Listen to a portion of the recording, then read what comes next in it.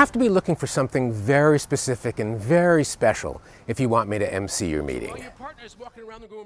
You have to be looking for someone who can energize and re-energize the audience during the day, because my specialty is high-energy audience interactions that bond the audience members together and make them laugh and cheer and prepare them for the learning to come.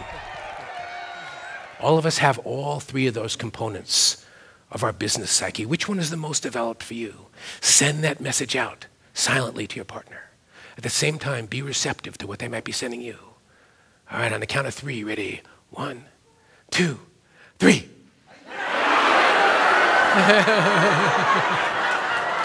I'll be introducing and supporting the featured speakers all during the meeting. And as the author of 3 popular business books, I'll also be offering some entertaining business-related stories of my own throughout the day. How many times have you heard somebody going like, oh man, I've been working like a dog and my boss is working me like a dog? But the question is, you ever take a moment to notice how your dog does spend his day? I mean, where do we ever get that expression from? Huh? It'd be your lucky day if you could be working like your dog. Huh? And you see, dogs don't seem to know the difference between work and play, because everything is fun to them and everything is new and fresh and like they're seeing it for the first time. Right? I mean, you come home from a hard day at work, as soon as you open the front door, your dog is there in a flash, eyes bright, tail wagging. Every fiber of his being is going like, you came home! I can't believe you actually came home! This is the most fantastic thing that ever happened to me!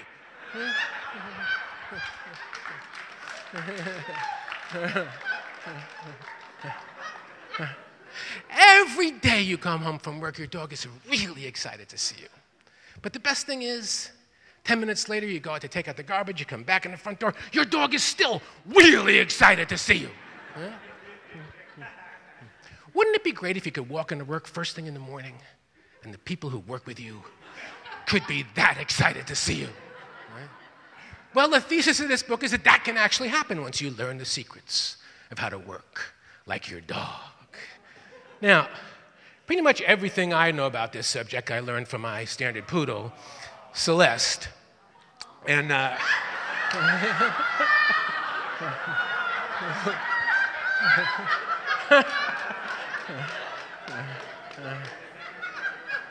she's a good sport, as you can see, right? Now, you know how you sometimes hear people say that people kind of grow, the dog owners kind of grow to look like their dogs? You know, where would anybody ever get an insane idea like that from?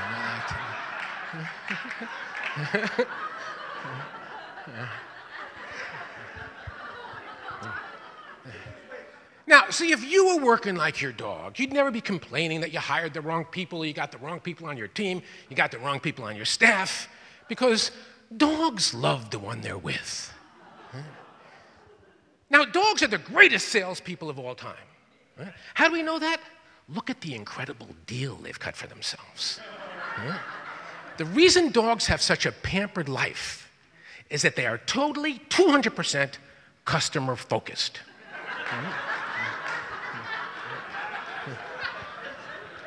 See, imagine that you're in a conference, you're in a meeting with your top client, your number one client. If you could pay attention to that client the way your dog pays attention to you, right? Your client would leave a meeting with you feeling like a complete genius, because dogs listen deeply, even when they don't understand.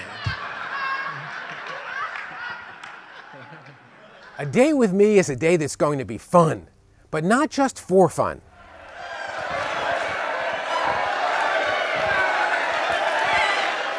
Because all the audience interactions are grounded in team-building exercises that teach basic business principles and help build a learning organization. Next morning, I'm getting ready to go for a run, and I'm stretching against a tree in my front yard, and Bob comes running out of the house. I say, Bob, thank you so much for inviting me to that party. I had such a good time. He says to me, never mind that. He says, I had a very strange conversation about you with one of the guests. I say, what? He says, well, one of the women from the neighborhood comes over and she points in your direction and says, Bob, can you tell me, what's that man doing here? And Bob says, I said to her, why? What's wrong? Why shouldn't he be here? She says, why shouldn't he be here? that man is my yard man. Bob says, there must be some mistake. I know that man very well. She says, I'm telling you, that man is my yard man. Bob says, listen, I've known that man for more than 10 years. That man is my next door neighbor. She says, that man owns the house next door? I can't believe a yard man could afford a house like that. Bob says, look, I don't know what's going on here, but I do know one thing for certain. That man is not your yard man.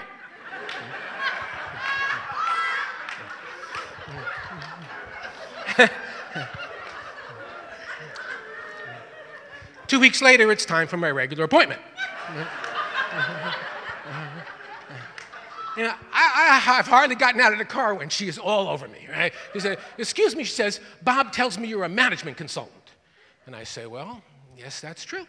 She says, he tells me you're a very successful management consultant. And I say, oh, isn't that so sweet of him to be saying things like that about me? She says, well, I don't understand. Why should a successful management consultant have to have a second job as a yard man?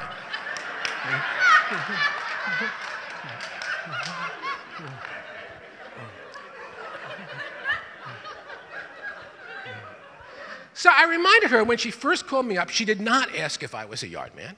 She asked, was I the man who does yards? Which I most certainly was. First, it was just mine.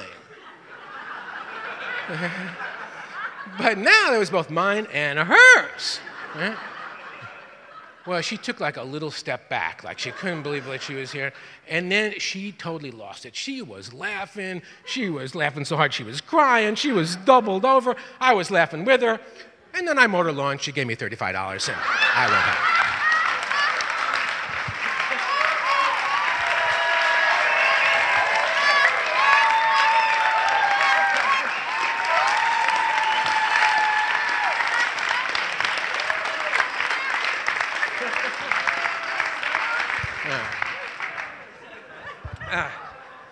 So if there is a moral to that story, I would say it's to say yes to every chance to have fun. And so I want to give you your first really quick chance to have some fun with me right now. So people who were born in the month of January, would you just stand up right now and give a little birthday wave to each other? Looking good? So yeah, all right.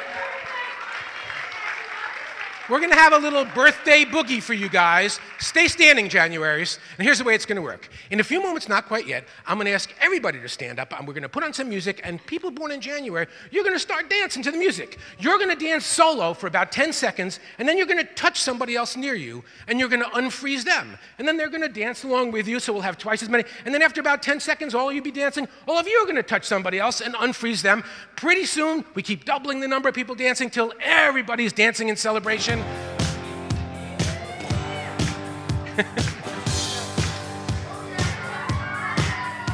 Especially first thing in the morning and immediately after lunch, the attendees need the kind of upbeat wake-up call that these interactions can provide. It helps them retain the information from the content speakers. And this is a really fun way to build a learning organization. I want to do one quick warm-up to get you back from the break. And I am a great believer in people learning to celebrate their own accomplishments. And I'm an even greater believer in people getting to over-celebrate their own accomplishments.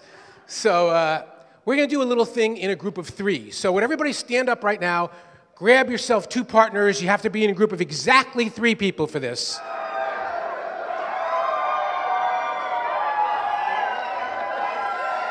If you're looking for a host for your meeting who can introduce the other speakers during the day, and at the same time who can entertain, inform, and energize the audience. If you're looking for someone who can bring fun and excitement, and most importantly, audience interaction to your meeting, then I'd love to be your MC. You can do the same thing you did last time, or you can change. But of course, so can your partner. Now, if you did not score match the first time out, this time you may find yourself incredibly tempted to cheat. Don't do that. Just whatever happens, happens on the count of 3. I got a good feeling about this one. Ready? 1, 2, 3. Mm-hmm.